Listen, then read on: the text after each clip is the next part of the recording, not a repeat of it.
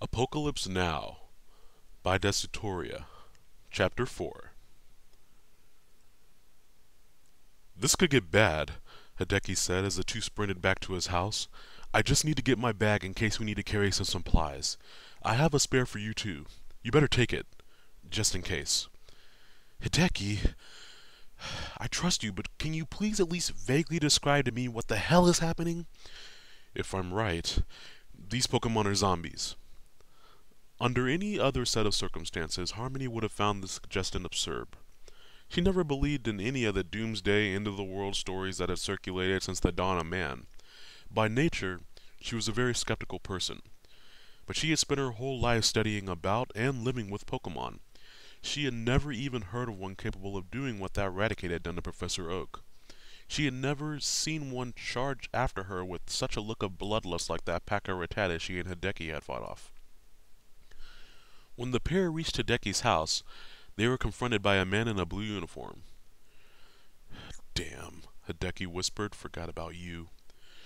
Hideki, there you are. What are you doing? Who's your friend?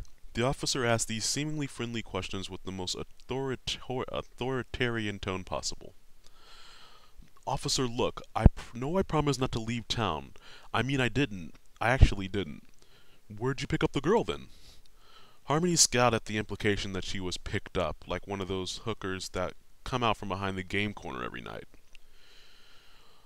Officer, Hideki tried to explain, the Raticate that killed Oak. There are more. Tons more. They could be everywhere for all I know. More? More what? More Raticate? I know that. Hideki loudly sighed at the officer's ignorance.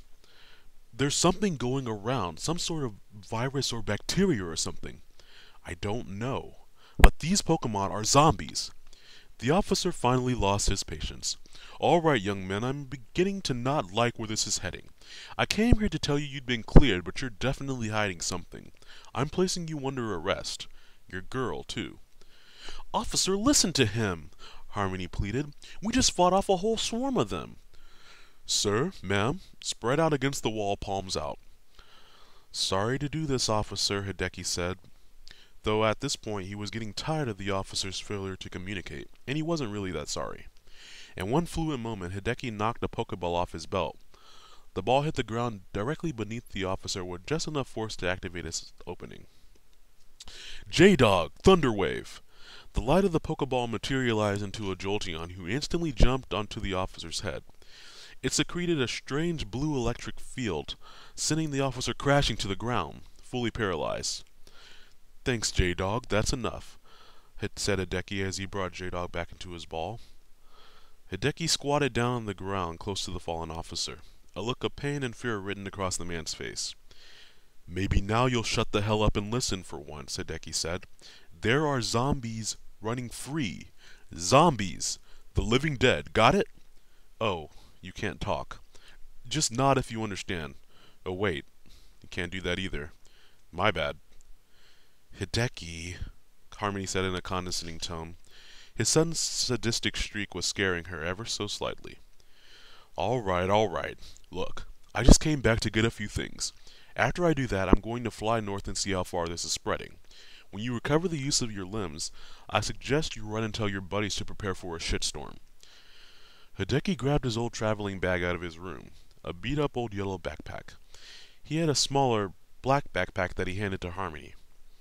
I'm taking you home as soon as I can, but just in case things get out of hand, you're going to need to be able to carry some things. I have no intention of leaving you here. Now's not the time to get brave on me, Harmony. Harmony was initially hurt by this line, taking it as an insult to her courage.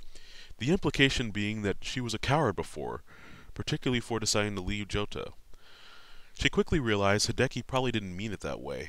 In her heart of hearts, she truly believed he was looking out for her best interest. Hideki went to a corner of his closet and retrieved a dusty-looking cardboard box. It contained all the items and money he didn't use in his trip through Kanto. I had to heal a few times against the Elite Four, but I still had plenty left over. He quickly sorted through the item and put them into piles, giving roughly half of everything to Harmony to place in her bag. Hideki felt the cloth bag containing his leftover funds. He had a look on his face indicating that the amount disappointed him. "Do you have money?" Hideki asked. "Yeah, I haven't spent anything since my adventure." "Good. We'll buy more in Celadon City, if we can get there in time." "Big Bird!" Hideki called, as he summoned the Fearow from its Pokeball. "Fearow!" "Take us north. I'll let you know where we're landing when I figure it out myself." The Fearow nodded his approval of the plan, and Hideki and Harmony hopped on top of the large bird's back. Hideki paused before giving the command to take off, though he had forgotten about the policeman he had incapacitated. "Can you talk yet?" he yelled back to the uniformed man still lying on the ground. "Yeah," he replied meekly. "Here." Hideki reached into his bag and tossed a paralyzed heel on the ground in front of the officer. "You should be able to spray that on yourself soon. No hard feelings, right?" "Fuck you, kid." "Great, glad to hear it," he said with a cheery grin. With that, Hideki nudged the Fearow, his cue to soar into the sky toward Viridian City. "Big Bird, fly a little lower. I want to be able to see what's going on below." The bird nodded again and began to descend. They were now flying about 80 feet above the ground. Harmony gasped when they passed over Viridian City. Corpses littered the entrance to the town. Most of them belonged to Rattata, and some belonged to other various Pokemon, and a few were human. "We're too late," the girl said in despair. "For all we know, the outbreak started here," said Hideki. "There's nothing we could have done." As they passed over the gym, a stream of fire shot out the door, scorching a few of the zombified rats that were clawing their way inside. "It looks like a few have managed to hold out," Hideki noted. "Aren't we going to help them?" Harmony asked frantically. "No. We gotta go see what we're dealing with first," Hideki said. To Hideki's disappointment, the flight over Viridian Forest yielded nothing in the way of information. The trees were as thick as ever and blocked any view of the ground below. When they reached Pewter City, they were somewhat relieved to see that everything looked completely normal. "The outbreak must not have reached here yet. We're lucky. Big Bird, take us down to the gym." Hideki violently swung open the doors to the Pewter City gym. "Well, aren't you eager?" said Brock, the Pewter City gym leader. "You're here for a battle, I assume." "No, Brock. It's me, Hideki. You don't recognize me?" "To be honest, no. What was our battle like?" "I one-hit KO'd both of your Pokemon with my Bulbasaur." "Ah, that explains it. You know how many rookie trainers come in here every day and annihilate me with a Bulbasaur and Squirtle? They all run together in my mind. The only battles I truly remember anymore are the Charmander fights. At least those are actual contests." Hideki wasn't sure whether to take pity on Brock or to feel embarrassed, since he had just been firmly placed in the Bulba Noob category.